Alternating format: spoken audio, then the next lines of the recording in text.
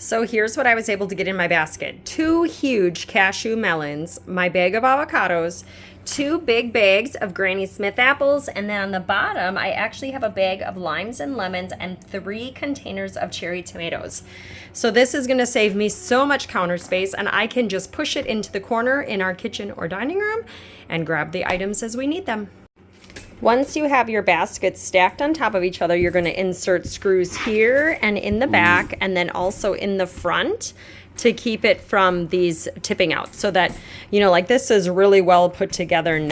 These are what the pieces looked like after I just quickly folded the baskets. They all come in one piece.